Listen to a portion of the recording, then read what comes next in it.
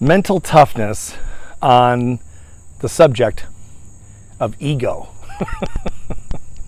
Hi, this is Steve Siebold, author of How Rich People Think, with my co-host, Benjamin Franklin. Say hi, Ben. He freezes up, tends to freeze up when we get on camera. You know, one of the things that I learned in all the years, almost 40 years now of interviewing self-made millionaires around the world, according to the Wall Street Journal, it's one of the largest, according to the Wall Street Journal, is the largest study ever done with self-made millionaires. I don't know if that's true or not, but that's what they said years ago when I was doing an interview with them. And almost over 1,300 face-to-face interviews, not surveys, just face-to-face, because that's what you had to do back then. One of the things that we talked about was ego, and how ego can destroy not only your business, not only your career, but your life, your relationships, more than anything else. And one of the reasons we talked about it was because sometimes when people come from nothing and acquire wealth, it goes to their head, because they've never had this massive amount of recognition that comes with making money. And if you're from somewhere else in the world besides the United States, you know that around the world, other countries, especially in the first world, look at the United States as success obsessed. And I never knew that until I started traveling around the world working. And that's the way they see us. And we are success obsessed, and there are some good things about that, and there's some things that are not very good about it. And one of them is ego. It's not just in the micro with an individual thinking when they do something like acquire wealth, or they have some great result in their life, whatever that might be, that their ego gets big and they start to believe they're better than other people because of these accomplishments or this particular accomplishment. It's not only in the micro and the individual, it's also the macro. And the United States of America is really guilty of this. Now, don't get me wrong. I love this country. I've been all over the world for many years, had offices all over the world, and I understand that we live in Disneyland. And if you haven't traveled, you may see it that way, you may not. But if you have traveled, you know that this is a very special place. There's no question about it. And America, there is greatness here. There's no question about it. In so many ways, this country is great. And believe me, it's been very good to me and a lot of other people. So I'm all for it. So I just want to say that up front. But at the same time, America probably has collectively the biggest ego in the civilized world. We say we're the best, we're the greatest, we're the ultimate of everything, and it's absolutely not true. Now, we are great at something, as I think in terms of innovation, you could make a case based on proof and evidence, not emotion. And that's what mental toughness is about. It's about looking at life and problems and business and relationships and everything emotionlessly. Without emotion, backed up. When you make a decision or you're thinking about something, you do it based on evidence and proof and data and analysis, not on emotion. That's what children do. And that's when people make bad decisions. So we talk about that. So when it comes to innovation, for example, you can make a pretty good case over 250 years, and America is maybe the greatest innovative country in the history of the world. I would say that, based on the evidence. Now, when it comes to other things, like healthcare, for example, we're not very good. When it comes to education, we're not that great. There's a lot of areas where we really need to improve.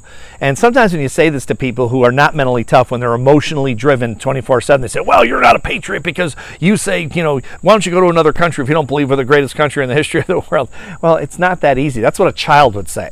What a mentally tough, critical thinking individual would say is, let's examine the data. When it comes to innovation, when it comes to some freedoms, okay, there are countries that are far freer than the United States of America. They have way more freedoms than we do, okay? And now, of course, politically, we could be headed toward autocracy. And if you've ever been to a country that has an autocratic system, you don't want to live there. It's not a very nice place. And unfortunately, we're in danger of heading there. But that's another video for another time. But the point of it is when you're thinking about ego, ego can be collective, like a country that has a giant ego, and it's typically not backed up by evidence.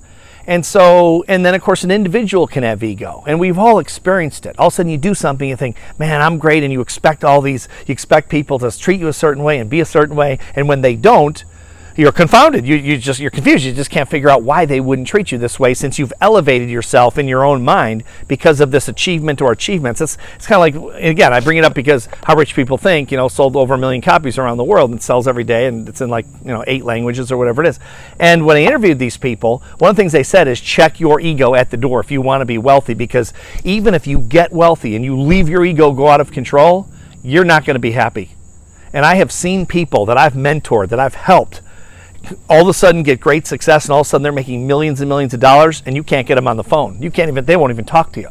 Or they talk to you in a very condescending way, because all of a sudden their sense of self, their sense of worth has been elevated in their own mind because they've achieved this great level of wealth or some kind of success, and it's like a child. It's easy to do. We've all fallen into it. I've fallen into it. It's easy. It's really easy to do. But the key is, and my message here is, mentally tough people that are critical thinkers. It doesn't mean we can't fall into the trap of ego.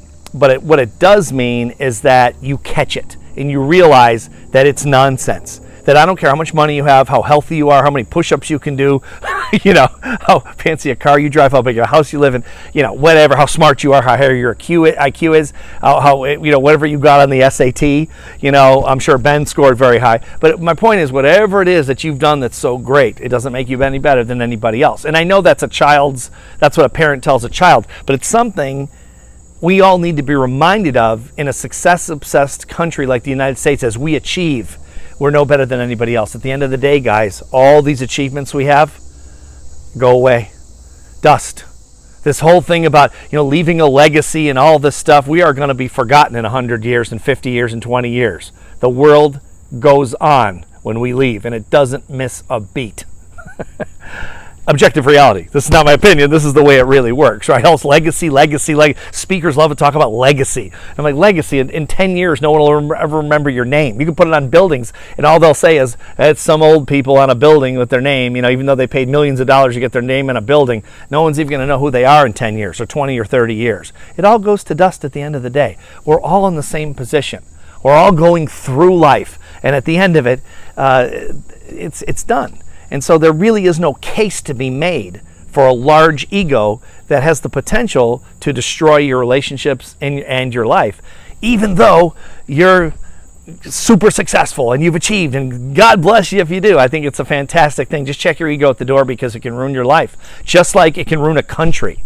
Like the United States. I really think that's one of the biggest reasons the United States is on the verge of destruction, because we have this giant ego with these people not thinking clearly based on data and evidence that we're just the greatest thing under the sun. Well, let me tell you something. There's a lot of areas where we're not. As I said, it's a great country in some ways. It's not a good country in some other ways. Travel the world and tell me for 25 or 30 years and visit other countries, and you'll see there's a lot of smart people out there, a lot of smart countries out there who do things in a different way, and they get better results than we do. And there's some places where we excel, just like people. Same thing. Doesn't make them any better or any worse. But check your ego at the door, because it's a powerful thing that can really hurt you if it goes unchecked.